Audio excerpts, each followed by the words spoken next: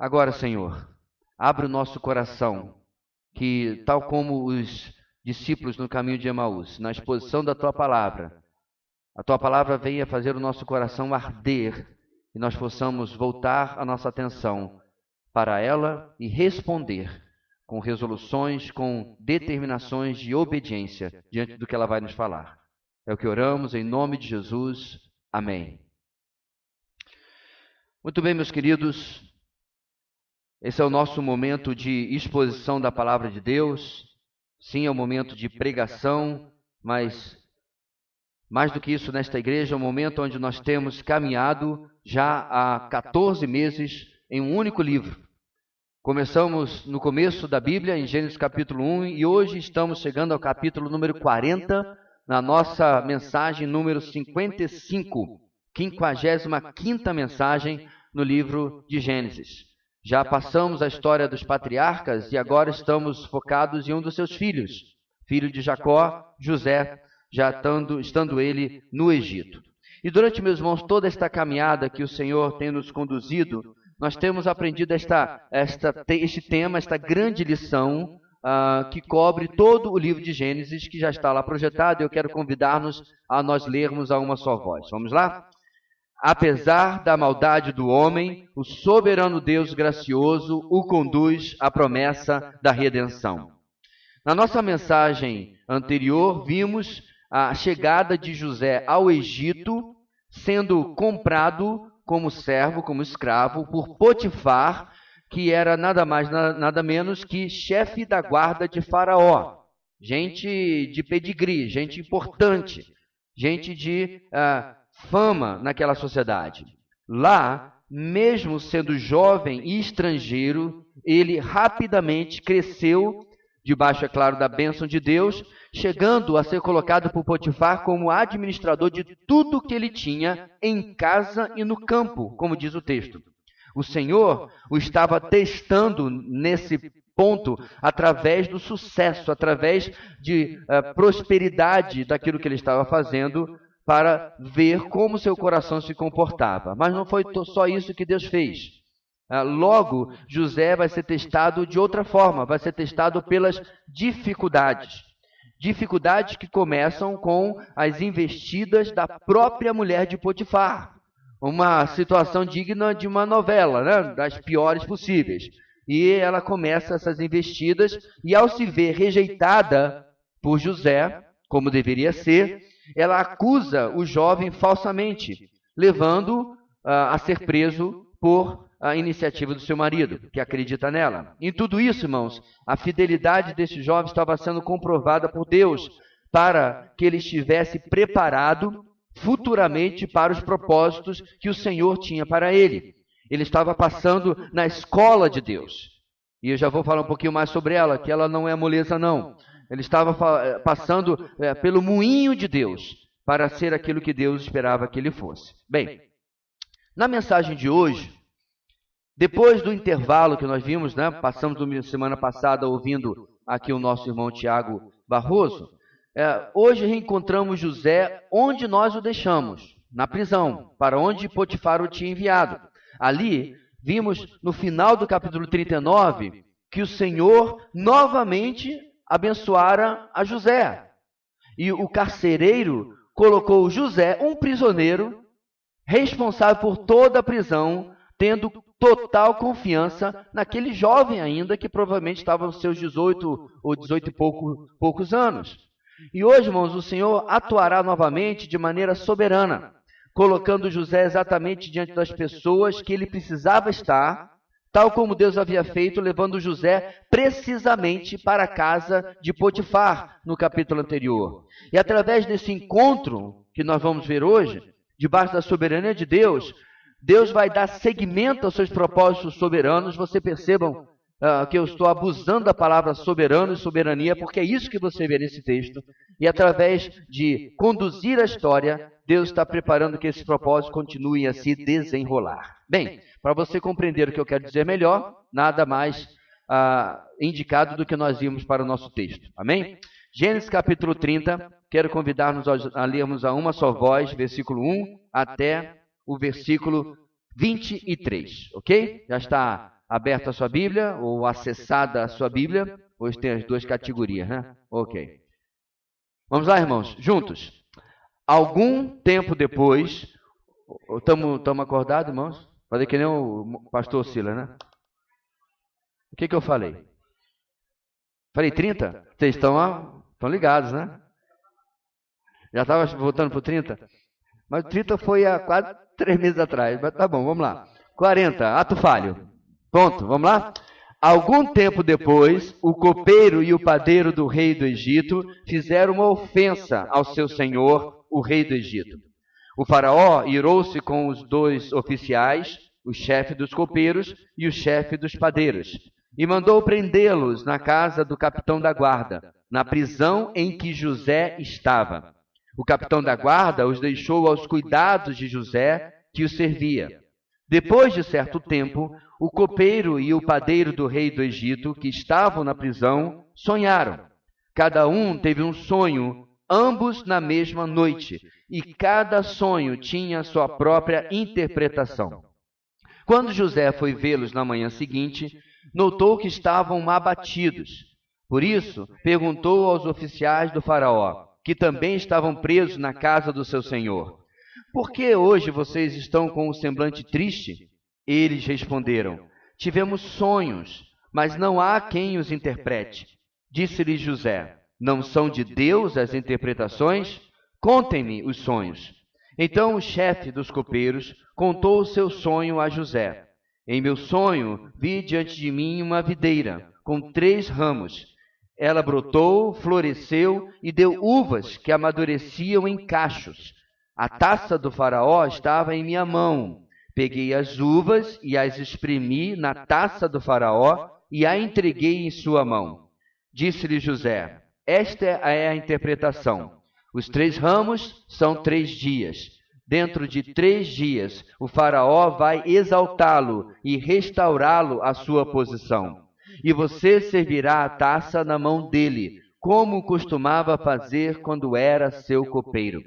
Quando tudo estiver indo bem com você, lembre-se de mim e seja bondoso comigo. Fale de mim ao faraó e tire-me desta prisão, pois fui trazido à força da terra dos hebreus, e também aqui nada fiz para ser jogado neste calabouço. Ouvindo o chefe dos padeiros essa interpretação favorável, disse a José: eu também tive um sonho. Sobre a minha cabeça havia 3 cestas de pão branco. Na cesta de cima havia todo tipo de pães e doces que o faraó aprecia, mas as aves vinham comer da cesta que eu trazia na cabeça. E disse José: essa é a interpretação. As 3 cestas são 3 dias. Dentro de 3 dias, o faraó vai decapitá-lo e pendurá-lo numa árvore, e as aves comerão a sua carne. 3 dias depois, era o aniversário do faraó, e ele ofereceu um banquete a todos os seus conselheiros. Na presença deles, reapresentou o chefe dos copeiros e o chefe dos padeiros. Restaurou à sua posição o chefe dos copeiros, de modo que ele voltou a ser aquele que servia a taça do faraó. Mas ao chefe dos padeiros mandou enforcar, como José lhes dissera em sua interpretação. O chefe dos copeiros, porém, não se lembrou de José, ao contrário, esqueceu-se dele.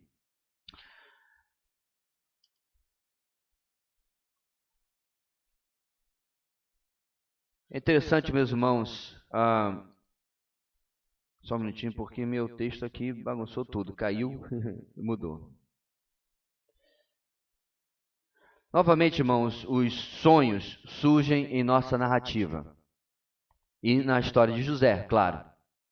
Foram dados a José primeiro quando ele ainda era um adolescente. E esses primeiros sonhos, 2 na verdade, revelaram o que aconteceria com ele no futuro, mesmo que de forma bem geral e até enigmática.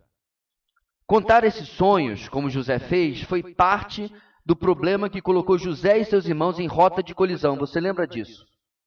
Agora, não é José a ter os sonhos, mas 2 dos seus companheiros de prisão, 2 subordinados importantes de Faraó, o chefe dos copeiros e o chefe dos padeiros. Nós vemos aqui, meus irmãos, um padrão.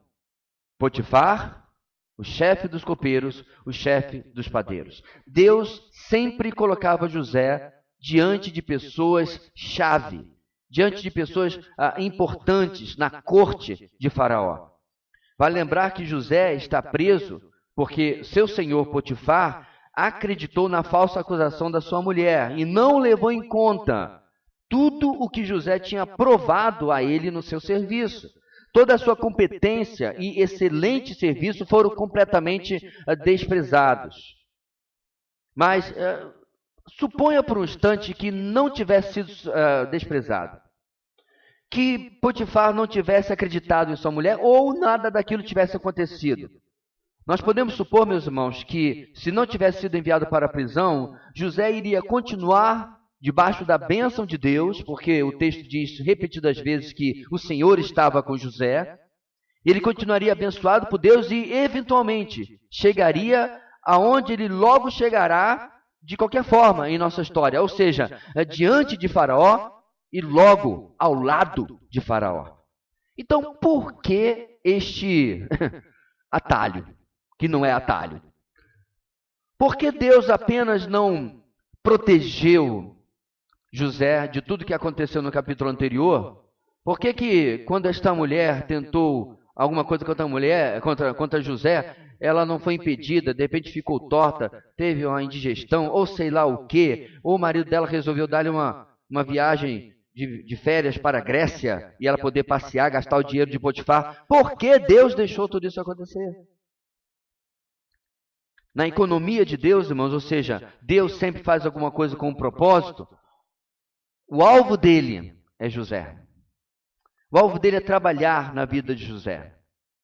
Então nós sabemos que Potifar ouviu sua mulher. Potifar, digamos, interrompeu a ascensão estratosférica de José. Mas será que foi realmente Potifar que impediu, que interrompeu? Não. Nós já sabemos agora, meus irmãos, que é o Senhor agindo em meio a tudo isso. E, portanto, a nossa grande ideia de hoje, diante do que eu acabei de falar, é a seguinte: em meio às injustiças humanas, a fidelidade do Deus soberano se confirma, provando seu servo fiel. Em meio às injustiças humanas, a fidelidade do Deus soberano se confirma, provando seu servo fiel. Ou seja, José precisava ainda ser tratado, ser preparado por Deus. Faraó ainda era uma figura intimidadora. Antes de chegar e falar a ele e interpretar os sonhos dele, José faria, digamos assim, um estágio. Ele precisaria aprender e entender o que Deus estava fazendo, agora sendo usado com pessoas muito mais comuns, inclusive prisioneiros como ele. É como se José estivesse agora aquecendo os motores. Deus está fazendo isso na vida dele, para que um dia, e nós sabemos, a história é mais antiga do que tudo, né? Quando ele estiver diante de Faraó, ele estivesse devidamente preparado. Afinal, a fé de José, meus irmãos, já estava sendo testada há muito tempo e continuava precisando ser. Aonde estavam as imagens e a realidade que ele havia visto em seus 2 sonhos?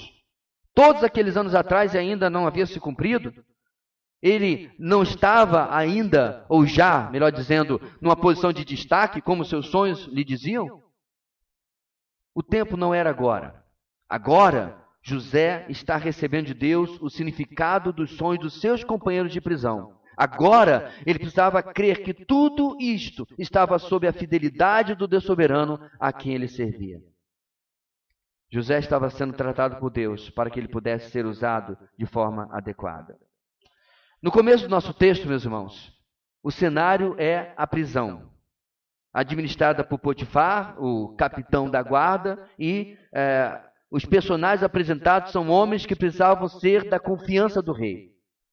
Afinal, seria fácil uma tentativa de assassinato por envenenamento do pão ou do vinho, elementos básicos da dieta de então. Esses homens precisavam ser de confiança. Portanto, meus irmãos, Deus está fazendo aqui o seguinte: primeiro ponto, a soberania de Deus conduz tudo para os seus propósitos. A soberania de Deus conduz tudo para os seus propósitos. No verso 1, temos um pequeno pulo no tempo. Bem pequeno, é claro, para quem não está preso, mas com certeza um enorme desafio. Quando o texto diz, algum tempo depois, certamente foi um tempo duro para o jovem José. Questionamentos e dúvidas certamente alternavam-se com convicção e amadurecimento. Porque, irmãos, sejamos sinceros, a escola de Deus não é moleza. Não é nenhum passeio no parque, em uma tarde ensolarada ou uma tarde de primavera. Muito pelo contrário, a escola de Deus está mais para treinamento do BOPE. Só que a diferença é que José, e eu e você, não temos como pedir para sair. A gente entra quando Deus determina para cumprir em nossas vidas aquilo que Deus quer formar em nós. Então, de volta ao texto, os dois oficiais de Faraó, eles não estavam ali sem motivo, por nada. Eles haviam, diz o texto, ofendido ao seu senhor, ao rei. E essa ofensa, meus irmãos, é algo que pode ser justa ou não. O que eu quero dizer com isso? Pode ser algo sério ou algo que não tinha importância alguma. Porque tudo depende, irmãos, de que tipo de rei Faraó era. Se ele era um homem ponderado e justo, certamente esses homens fizeram por merecer estar ali. Por outro lado, se ele era um rei caprichoso e precipitado, provavelmente não mereciam, apenas o rei não estava num bom dia, acordou do lado errado da cama e resolveu agir como agir. O fato é que o verso 2 diz que Faraó irou-se com eles e os mandou prender. E é aqui, meus irmãos, que nós encontramos o nosso enunciado. Por quê? Tal como soberanamente Deus havia levado José para uma casa específica, diante de centenas ou milhares de residências que haviam no Egito. Deus havia levado José para uma casa com ligações com a corte, a casa de Potifar, a casa de alguém extremamente próximo ao Faraó. Agora, mais uma vez, Deus age e usa circunstâncias complicadas na corte, que nós nem temos os detalhes, para colocar estes homens aqui, como vemos no verso 3, na prisão em que José estava. E por que o texto destaca isso, meus irmãos? Porque José não era para estar aqui. Eu não estou nem me referindo à injustiça que ele está sofrendo, mas porque José não é prisioneiro do rei. José está, meus irmãos, ali colocado por uma decisão direta e individual de Potifar. E novamente é a mão soberana de Deus agindo para que isso acontecesse. José está ali, meus irmãos, quando deveria estar numa prisão outra. Ele não é inimigo do rei, ele não atentou contra a vida do rei, ele não teve algum levante, ele apenas, supostamente, se engraçou com a mulher do rei da guarda, com o oficial da guarda. E nem isso era verdade. José está no lugar errado, mas não para Deus, porque ali ele iria encontrar esses homens, Deus agindo soberanamente. Você não está convencido ainda de que o Senhor é de fato quem está mexendo os pauzinhos? Veja o versículo 4, leia agora.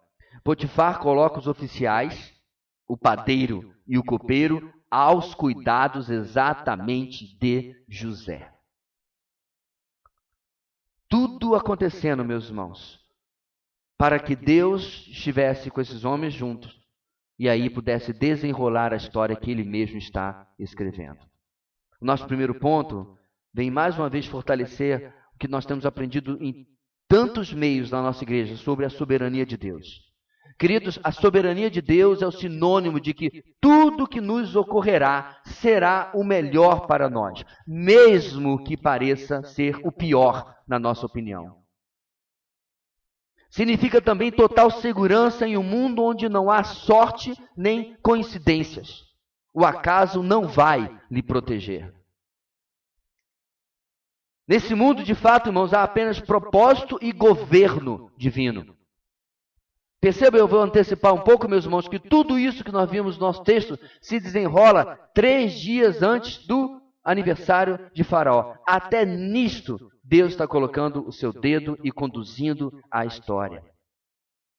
E é por isso, irmãos, talvez, por essa noção que eu estou referindo aqui, bíblica de soberania, que nós temos dificuldade de realmente de coração, com desejo sincero, fazer a seguinte oração: Senhor, faz a tua vontade em minha vida. Nós até fazemos essa oração, mas no fundo, nós temos umas certas cláusulas ali para sugerir a Deus.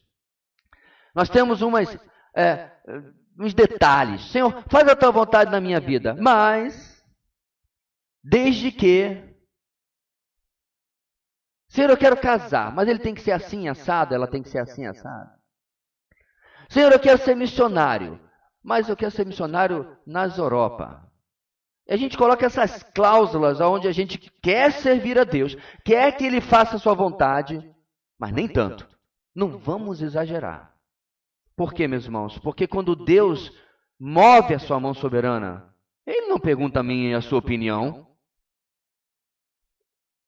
Ele não vai lhe visitar à noite, inclusive com um sonho. Meu servo, eu estou pensando em fazer isso, isso e aquilo. O que você acha? Você notou que Deus está com um sotaquezinho meio nordestino aí? O que você acha? O que você pensa? Tenho a sua autorização? Irmãos, tal cenário nunca irá acontecer. Assim, meus irmãos, o convite da soberania divina é outro. Confie em mim, eu sei o que é melhor. Mesmo quando for passar por situações difíceis. Mesmo, meus irmãos, quando a soberania de Deus incluir uma prisão egípcia. Uma prisão egípcia, quando você não sabe que depois vem um palácio egípcio. Sim, porque você diz assim, Senhor, eu quero ser usado como José, é porque você já sabe o final da história. Mas se você estivesse recebendo a história de José como essas séries que passam agora, é um capítulo, né? Um episódio por semana e você fica querendo assistir o resto, não pode? Fato real? Se assim fosse a história que nós estamos aqui e nós não conhecêssemos, você oraria? Senhor, se você não soubesse, você só tenta o capítulo 40. Entenda o que eu quero dizer. Você não sabe do que vai acontecer no capítulo 41 em diante. Você ainda oraria, Senhor, me dá a unção de José. Será? E de repente, se Deus responder e as coisas começam a complicar, e dizer, não, Senhor, eu me referia a José de Maria, o outro. Se desconversa, porque esse aqui, meus irmãos, como eu costumo dizer, comeu o pão que Jeová amassou. E continua. Por quê? Porque Deus está agindo soberanamente na vida desse jovem para realizar os seus propósitos. Nosso texto vai continuar. Em segundo lugar, hoje, irmãos, a palavra de Deus vai nos ensinar que o Senhor realiza seus propósitos soberanos através dos seus servos aprovados. Deixa eu explicar esse título, porque pode parecer que um servo não aprovado, ou aquele que não é servo, vai impedir os propósitos soberanos de Deus. Não, não é isso. Independente, apesar de você, apesar de mim, apesar da minha desobediência, Deus vai cumprir os seus propósitos. Mas, quem Ele usa, e através de quem Ele faz isso, são os seus servos aprovados, tal como é José na nossa narrativa. Então, na segunda parte do versículo B, porque tem essa quebra aí, em diante, novamente nosso texto começa com um salto no tempo.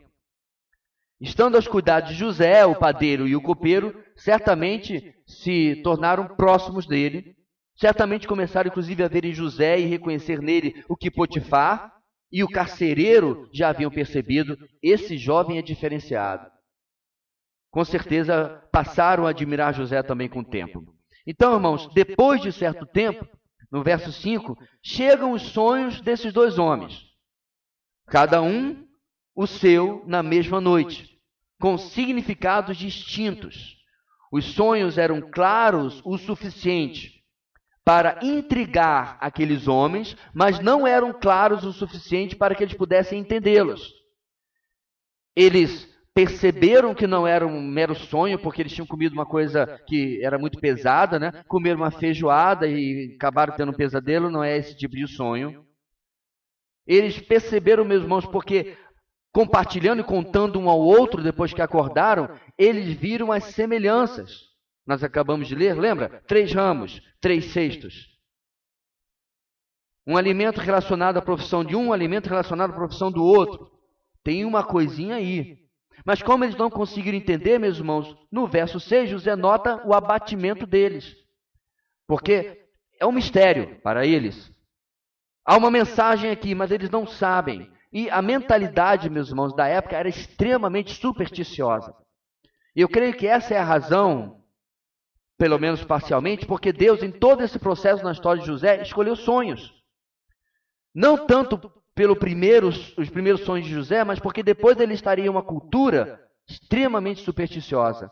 Porque agora vai acontecer com esses homens e depois vai acontecer com o faraó. E certamente, irmãos, era um abatimento e uma tristeza maior do que o normal, porque leva José a perceber. Afinal, estavam presos, já tinham motivo de tristeza, mas agora estavam super tristes, sobre tristes. E no verso 7, José pergunta o motivo de tal tristeza.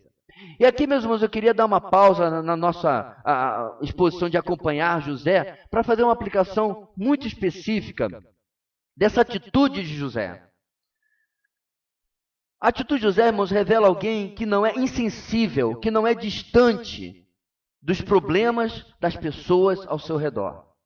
A atitude dele revela alguém que se importa, alguém que tem empatia pelo sofrimento alheio, ou no caso, pela tristeza alheia, pelo abatimento alheio. Irmãos, há dor e luta de sobra ao nosso redor. Uma atitude de um homem ou de uma mulher piedosos é se importar. Algo cada vez mais raro no mundo no dia de hoje. Fizeram alguns testes chamados sociológicos, né? E um deles colocaram uma menina no meio de uma cidade movimentada, né? Era em outro país, mas como fosse um Rio, São Paulo, Belo Horizonte, gente para lá, gente para cá, numa daquelas avenidas principais com muitos pedestres. E a menina, claro, a produção estava de longe, olhando, tomando conta para que nada acontecesse, e a menina estava lá, tal. Demorou um tempão. Ao ponto da menina, inclusive, falar, ela estava com o microfone, a gente vai continuar? É uma atrizinha, né? Maquiada para parecer uma menina meio perdida ali. Um tempão, até que alguém finalmente parasse e perguntasse, menina, você está aqui com alguém? E eles repetiram o experimento 3, 4, 5 vezes, em todas as vezes, uma grande demora. Nós vivemos, irmãos, uma sociedade que está com seu coração calejado, cauterizado para o sofrimento. Nós somos uma sociedade muito parecida na parábola do bom samaritano com o sacerdote, com o levita, que passa ao largo do sofrimento. E é claro que passar ao largo de um completo estranho, tudo bem, mas e quando essa pessoa está ao nosso lado no trabalho, por exemplo? Muito pior ainda, na igreja. José se mostra, meus irmãos, alguém que se importa. Por que o seu dia está tão ruim assim? Por que normalmente eu venho aqui servi-los, como me foi ordenado, e vocês, é claro, estão abatidos, esperando uma decisão do rei, do que vai ser de nós, mas hoje vocês estão ainda mais. O que aconteceu com vocês? Irmãos, esse ato de se importar de José vai abrir uma oportunidade de servir e ser usado por Deus na vida daqueles homens. E além. E eu creio, meus irmãos, que existe aqui um princípio importante. Quer estejamos lidando com um irmão em Cristo ou com alguém que não conhece o Senhor Jesus, a atitude, a intencionalidade para com os problemas do nosso próximo, hoje, podem mudar a nossa história ao sermos mais usados por Deus e pode mudar a história daquele que pode ser ajudado em uma situação em sua vida ou até mesmo na sua salvação. Como cristãos, irmãos, a dor do nosso próximo precisa nos doer. E nem sempre essa dor é uma necessidade física, pode até ser uma necessidade material. Eu me recordo, num final de ano, no segundo ou terceiro ano, não lembro bem, acho que era o terceiro, já estavam todas as notas feitas e tudo mais, e por algum motivo que eu não entendo, sempre tem umas aulinhas depois que as provas já foram feitas, pelo menos na minha escola era assim. E aí o professor falou assim, olha, eu vou botar aqui uns exercícios para quem vai ficar de segunda época, e aqueles que não estão, podem ficar conversando numa voz baixa e tudo mais. E aí alguém perguntou, Jovem, pode tocar violão? Ninguém perguntou o professor. Não, toca, mas toca baixinho. Aí eu toquei uma música, irmãos, que infelizmente virou uma piada, né, na nossa sociedade de hoje, que é Galhos Secos. Por causa do rapaz lá que cantava de forma esguarida, esganiçada, para a nossa alegria. Essa música marcou a minha geração, na minha adolescência, na minha juventude. E aí nós estávamos cantando, eu e o baterista da minha banda, que hoje é pastor também. E eu estava com meu pé apoiado na cadeira, da colega sentada de lado, né, para eu poder colocar o pé. Daqui a pouco eu vejo as lágrimas caindo na coxa dela, na calça dela, ela chorando. Mais tarde, eu e o meu amigo conversamos, perguntamos o que é. Ela estava passando por dificuldades na sua casa, pais se divorciando, e ela não estava com a cabeça achando que ela ia ficar reprovada, porque estava muita coisa acontecendo na sua vida. Ali nós pudemos falar a ela de que ela colocasse sua confiança em Deus, que o Senhor poderia socorrer a sua vida, não necessariamente salvar a vida, o casamento dos seus pais, mas dar a ela esperança naquilo que ela estava passando. Meus irmãos, que nós não tenhamos um coração calejado, que nós não tenhamos um coração insensível àquilo que acontece ao nosso redor. Retornando à pergunta de José, em seu envolvimento com a tristeza dos seus companheiros de prisão, ele é informado dos sonhos e da convicção deles de que não há quem os interprete. Foi a declaração deles. Estamos tristes porque sonhamos e estamos em um beco sem saída. Frequentemente, irmãos, quando nos envolvemos com os problemas das pessoas, nós ouviremos que a percepção dessas pessoas é exatamente este beco sem saída. Essas pessoas vão vir com expressões como: isso não tem jeito, ele não vai mudar, ela é assim mesmo, não tem solução, cheguei ao fim da linha.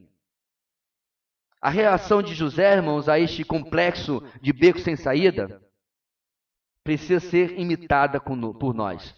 Precisa ser copiada, com certo discernimento que eu quero explicar aqui. Porque ele não ouve essa colocação deles e diz assim: se é assim mesmo, vocês vão querer peixe ou frango hoje? Ele parte para as suas tarefas. Não. Movido pela necessidade deles, e agora ainda, eu creio, incomodado pela crise de possibilidade deles, ele segue em frente. E como ele faz isso? Perceba que, primeiro, José demonstra convicção de que a resposta está em Deus. Ele não aceita a negativa deles, ele retruca, dizendo: Deus tem solução, Deus tem resposta, Deus tem interpretação, que é o caso aqui.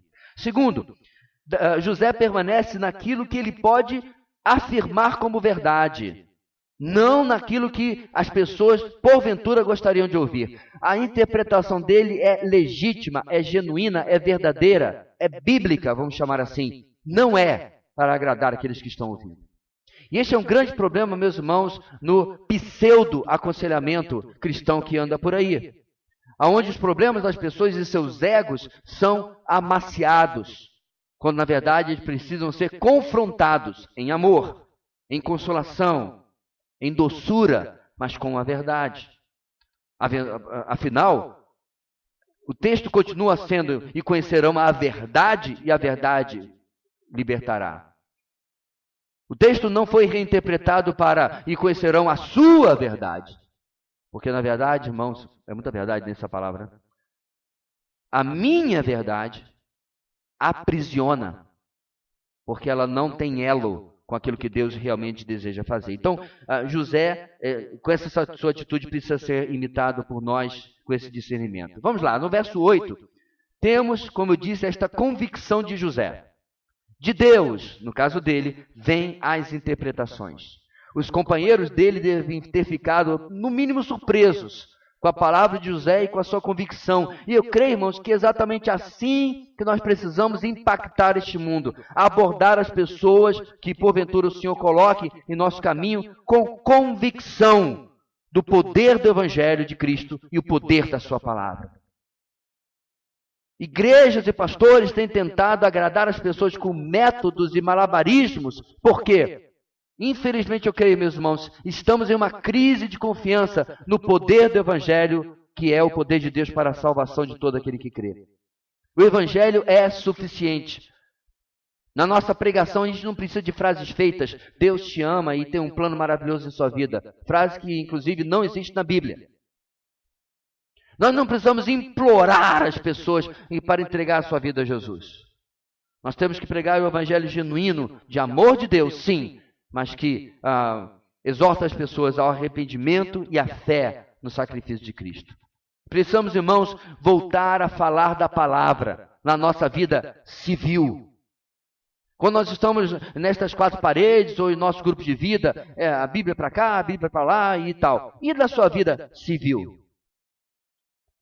Será que a palavra é parte também daquilo que você vive, daquilo que você exala? A sua ética profissional é influenciada pela palavra. As suas decisões são influenciadas pela palavra. É isso que a sociedade, irmãos, novamente precisa ser confrontada. Durante, irmãos, 3, 4 décadas, a sociedade foi empanturrada de frases feitas, ditas evangélicas. Na maior parte delas, sem nenhuma fundamentação bíblica. Eu já contei a história para vocês do jovem que eu estava lá recitando, ainda que a videira não floresça e o fruto da oliveira minta, tarará, tarará, e o camarada disse, essa aí eu conheço. Quando ele falou, essa aí eu já fiquei... Será que ele está se referindo a essa passagem bíblica? Eu estava torcendo com um rojão na mão. O rojão não foi estourado. O camaradinha disse, essa aí eu conheço, é do Fernandinho, né?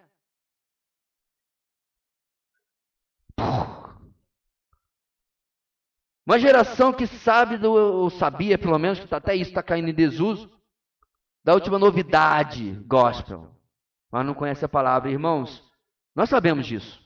Em nossa igreja nós sabemos disso. Essa é a realidade. Mas qual é a sua realidade? As pessoas meio que sabem que você é crente. Eu não estou me referindo que você deve subir num caixote de tomate ali, de madeira de tomate, e ficar pregando no meio do seu repartição ou coisa assim.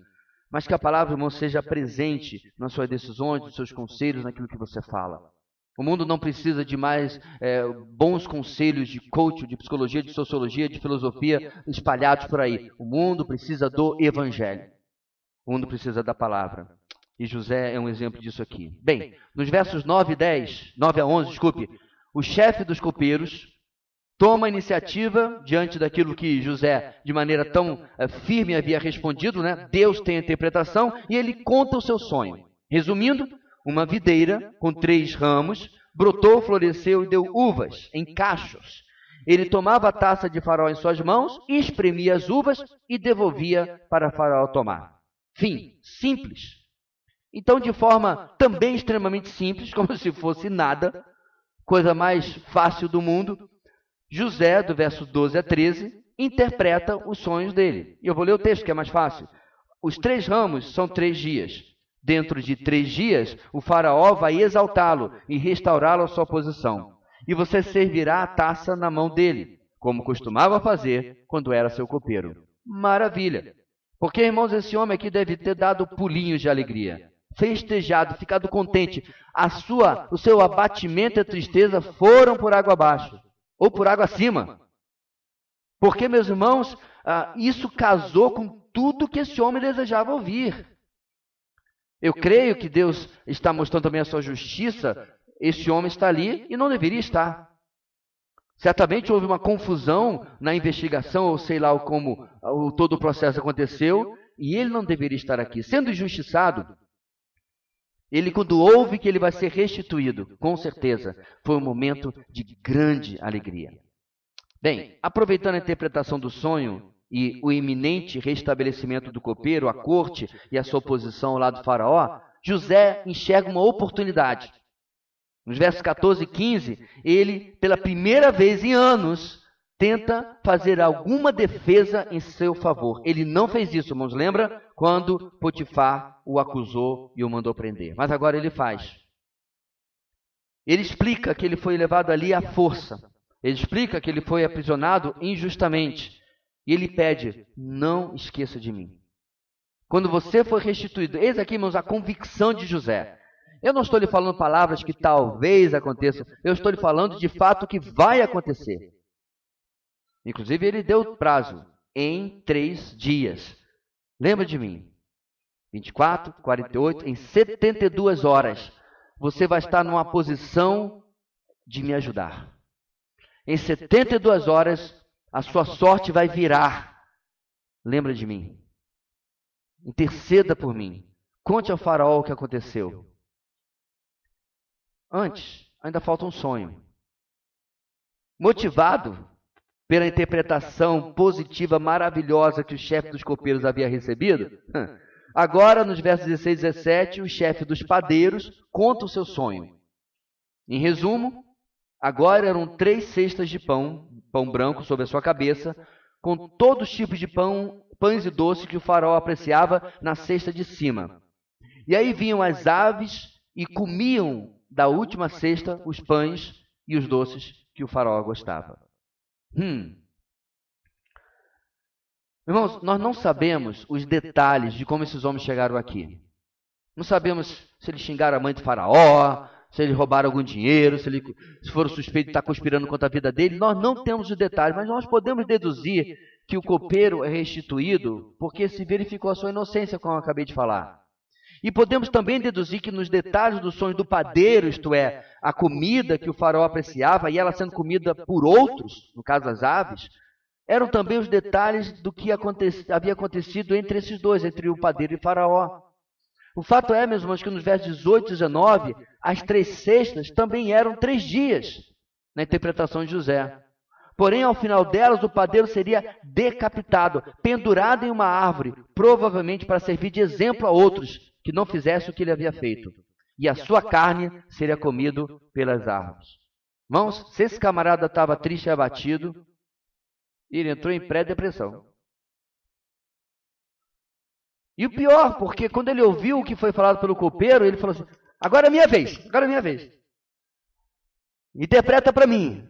E tudo deu o contrário do que ele esperava. Mas sabe o que eu fiquei pensando? Talvez não. Talvez quando ele ouviu a interpretação de José, ele falava assim, eu meio que já esperava. Porque ele tinha culpa no cartório. Não faria sentido que o inocente tivesse aquela interpretação positiva e, sendo culpado, ele sabia que o outro não era, e que ele, se fosse culpado, tivesse também uma interpretação positiva. O fato é que José entrega aquilo que era verdade para o padeiro. Lembra do nosso segunda atitude dele? Nosso segundo ponto na reação de José diante do complexo de rua sem saída desses homens? Ele permanece, irmãos, naquilo que ele poderia afirmar como verdade, não naquilo que as pessoas desejavam ouvir. Certamente José não teve alegria em dar essas notícias àquele homem, especialmente depois das notícias boas dadas ao outro. Mas ele, irmãos, foi verdadeiro, foi genuíno. Muitas pessoas, irmãos, estão em becos sem saídas em suas vidas e eles esperam palavras agradáveis, de esperança, de consolo ou soluções rápidas, uma oração forte. Mas raramente isso é possível. Eu me lembro de um casal, antigos clientes meus, quando eu trabalhava com informática, que eles, sabendo, depois que eu era pastor, perguntaram se podiam ir lá em casa conversar comigo. Eu falei, ótimo, vamos lá. E aí, meus irmãos, eles foram contando como que eles estavam atrás de uma igreja que salvasse o casamento deles. E eu conversei com eles, meus irmãos, que não existe tal igreja. E eu lhes disse que Deus nunca prometeu salvar casamento de ninguém. E aí eu passei, no próximo ato, a compartilhar o evangelho com eles.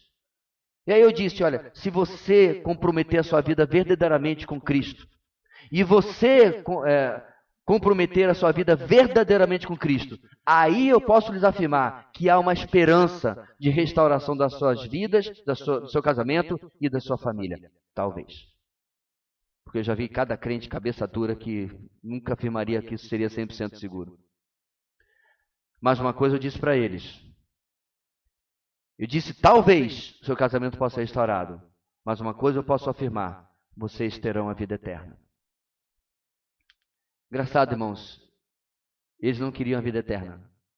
Eles queriam que o casamento fosse restaurado. Resultado? Foram embora, agradecendo, mas nunca mais voltaram. Isso já se vai, no mínimo, uns 7, 8 anos. Ainda assim, nossa tarefa é falar a verdade. A nossa tarefa, meus irmãos, é pregar aquilo que a palavra diz para as pessoas. Com doçura, com amor, mas com firmeza, com verdade. Resumindo o nosso segundo ponto, mesmo em circunstâncias como uma prisão, quando somos servos aprovados por Deus, Ele encontrará uma forma de ser glorificado através de nós. Ele encontrará uma forma, meus irmãos, de usar a nossa vida. E aí eu lembrei de um outro exemplo de prisão, para demonstrar ou ilustrar isso que eu estou afirmando. Há 30 e tantos anos, 40 e tantos anos atrás, atrás da cortina de ferro do comunismo, uma irmã nossa, missionária, foi presa por pregar o evangelho. Ela foi enviada por um calabouço, uma prisão de mulheres suja, imunda. Ela não sabia se ela encostava na parede, se ela sentava no chão, se ela sentava na bancada, porque tudo era absolutamente engordurado, sujo. E aí ela teve uma ideia, ela pediu um balde, escova e sabão e pediu permissão para limpar a sua cela. Os carcereiros, as carcereiras falaram assim, mão de obra gratuita, e permitiram. E ela limpou toda a sua cela.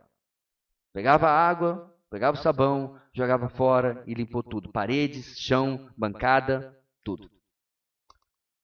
Aí ela voltou às carcereiras e disse, eu poderia limpar as outras celas. E ela falou, mão de obra gratuita? Pode. Aí ela começou, foi para outra cela, com várias detentas também, e ela limpava a parede e cantava uma música que dizia o seguinte, como o sabão limpa a sujeira, assim Jesus limpou o pecado do meu coração. Em pouco tempo, meus irmãos, meses na verdade, a maior parte das mulheres naquela prisão havia entregado a vida a Cristo Jesus. Só é prisão se nós quisermos que seja prisão. Para essa mulher, era campo missionário. Tudo porque uma mulher resolveu glorificar a Deus, vivendo os propósitos de Deus, em lugar de murmurar, em lugar de desistir. Será que nós temos, meus irmãos, esta convicção de que Deus está agindo, de que Deus está no controle, de que Ele está realizando seus propósitos soberanos, através de nós, servos aprovados, mesmo nas situações mais difíceis, mesmo nas situações mais improváveis? Bem, a nossa história precisa terminar, pelo menos no capítulo 40. Em terceiro lugar, a palavra de Deus nos ensina no versículo 20 ao 23. A certeza da fidelidade do Senhor em seus propósitos contrasta com a infidelidade dos homens. A certeza da fidelidade do Senhor em seus propósitos contrasta com a infidelidade dos homens. José está crescendo, sua fé está sendo fortalecida. Ao ponto de, ao dar a interpretação, ele virar para aquele homem dizendo assim, quando você estiver nessa posição restaurada, em condições de me ajudar, me ajude. Você vai estar lá, 3 dias, pode marcar. E ele sabia que isso ia acontecer. O Salmo 18 diz o seguinte, este é o Deus cujo caminho é perfeito, a palavra do Senhor é comprovadamente genuína. Ele é um escudo para todos os que nele se refugiam. Inclusive eu e você, inclusive José. Em Josué 21:45, nós lemos, de todas as boas promessas do Senhor, à nação de Israel, nenhuma delas falhou, todas se cumpriram. Esse é o nosso Deus. Em resumo, irmãos, vive em segurança. Aquele que vive dependendo do Senhor da palavra e da palavra do Senhor. Que não vive esperando que o acaso lhe socorra. Que não depende da sorte, mas que crê que a palavra de Deus se cumpre tal como ela está escrita. Bem, exatamente em 3 dias, tudo aconteceu como José havia falado, como ele havia recebido do Senhor. Chegou o nível de Faraó. Em meio a um banquete, ele apresenta novamente o chefe dos copeiros e o chefe dos padeiros. O chefe dos copeiros foi apresentado de volta à sua função, mas o outro, chefe dos padeiros, foi apresentado à forca. E eu tenho certeza que você reparou uma dificuldade, porque na NVI, aqui aparece José dizendo que ele seria decapitado, lá no versículo 19. É quando chegamos no nosso texto desta terceira parte, diz que o chefe dos padeiros ele mandou enforcar. Fato é, meus irmãos, que aqui a tradução falha. Em ambas as passagens, a palavra usada significa mesmo enforcar ou possivelmente empalar, que é muito pior, diga-se de passagem. Mas não é decapitar. E aí eu não tenho conhecimento ou informação do porquê os tradutores resolveram assim. Mas como se diz, tradutore, traitore. Então, quero fazer essa correção aqui para que você não fique confuso. Outras versões também cometeram o mesmo equívoco, mas eu verifiquei, é a mesmíssima palavra. Significa que ele ia ser levantado. Um levantado para o seu cargo, o outro levantado pela forca. Bem, seja como for, lá estava a palavra do Senhor, o soberano que dirige a vida dos homens, se cumprindo cabalmente, totalmente. Mas o verso 23, infelizmente, traz, irmãos, um desfecho desapontador. Não só para José, mas para nós, porque estamos na torcida. O chefe dos copeiros, porém, não se lembrou de José. Eu acho interessante como Moisés escreve aqui. Ao contrário, esqueceu-se dele. É como se ele dissesse, ele não pulou na piscina se molhando. Ao contrário, ele permaneceu seco. Claro, Moisés, eu sei. Se não se lembrou, se esqueceu. Mas parece, irmãos, que Moisés está dizendo assim, preste atenção na injustiça que ele está sofrendo. Porque doeu, com certeza, para ele. Eu fico pensando, irmãos, José arrumando suas coisas, primeiro dia, arrumando as suas, terceiro dia, segundo dia, terceiro dia, ele já está se despedindo, foi bom, carcereiro, muito obrigado, e ninguém está entendendo nada. Só que aí vem o quarto dia,